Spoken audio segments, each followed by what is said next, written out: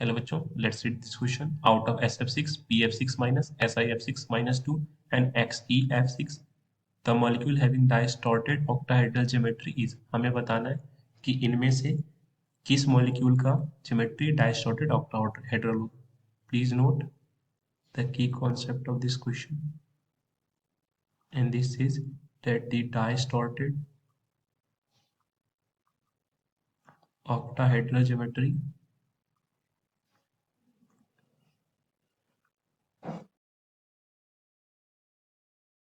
is found in the molecule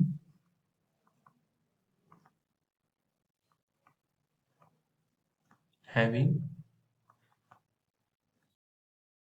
sp3d3 hybridization. So इस question में हमें सबकी हाइब्रिडाइजेशन चेक करनी है. जिसकी भी हाइब्रिडाइजेशन sp3d3 आ जाए हम कह सकेंगे कि उसकी ज्योमेट्री डिस्टॉर्टेड ऑक्टाहेड्रल है.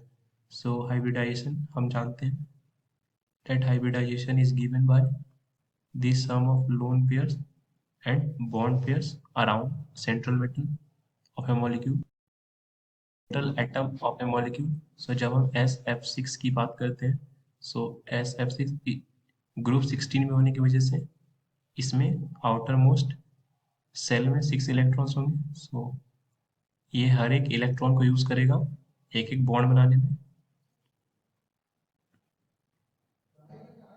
This is F, this is F. Clearly SF6 में बॉन्ड पेयर्स की वैल्यू 6 है एंड सल्फर पर तो कोई लोन पेयर बचा नहीं. सो दिस इज, यहाँ से हम कह सकते हैं डेट इसकी हाइब्रिडाइजेशन आएगी 6 + 0 = 6 और 6 हाइब्रिडाइजेशन के करस्पॉन्डिंग हम लिखते हैं sp3d2 और इसकी जो ज्योमेट्री आती है this is normal octahedral. Now let's take the case of PF6 minus.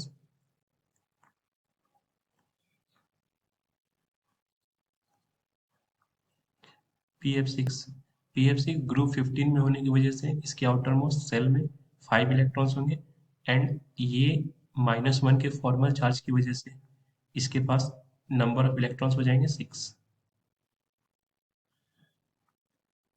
अब इस 6 इलेक्ट्रॉन्स का यूज करेगा फ्लोरीन से बॉन्ड बनाने में.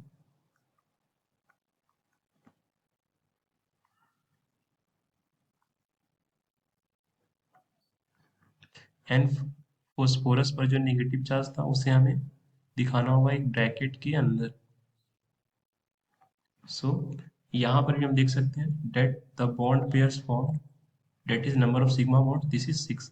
फॉस्फोरस पर कोई लोन पेयर बच नहीं रहा, सो दिस इज 0. यहाँ से जो हाइब्रिडाइजेशन आ रही है दिस इज 6 + 0 = 6 यानी sp3d2 और इसका शेप भी क्या होता है octahedral. Now let's see SiF6 2 minus SiF6 - 2. यहाँ भी सिलिकॉन के पास फॉर्मर चार्ज -2 है यानी ग्रुप 14 के होने की वजह से इसके आउटर मोस्ट सेल में 4 इलेक्ट्रॉन्स होने चाहिए थे बट ये -2 फॉर्मल चार्ज की वजह से 2 एक्स्ट्रा इलेक्ट्रॉन्स आ गए. ये भी बिल्कुल उन्हीं की तरह 6 बॉन्ड्स बनाएगा फ्लोरीन के साथ with a formal charge of -2. Clearly इसका भी हाइब्रिडाइजेशन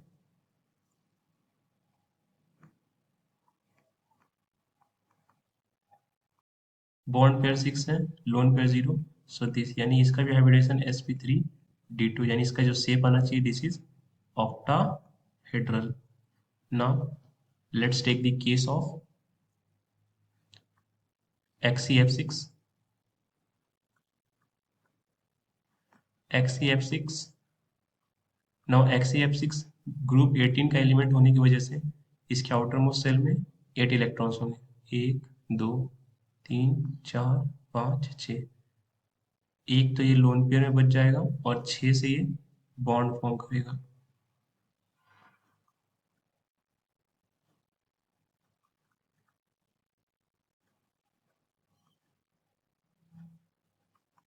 सो इसका शेप जो आ रहा है इसका पहले हाइब्रिडाइजेशन चेक करते हैं. Hybridization is lone pairs 1 plus bond pairs 6। So इसकी जो हाइब्रिडाइजेशन की वैल्यू आ रही है sp3d3, यानी इसके करस्पॉन्डिंग ज्योमेट्री आती है, दिस इज डाइस्टॉर्टेड ऑक्टाहेड्रल। डाइस्टॉर्टेड ऑक्टाहेड्रल इसलिए क्योंकि जनरली जो केस होता है ऑक्टाहेड्रल का एक्सी,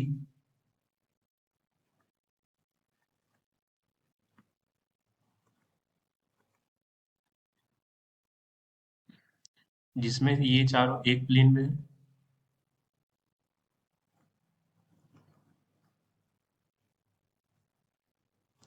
और एक फ्लोरीन प्लेन के ऊपर और एक फ्लोरीन प्लेन के नीचे, और इसके साथ एक लोन पेयर होता है।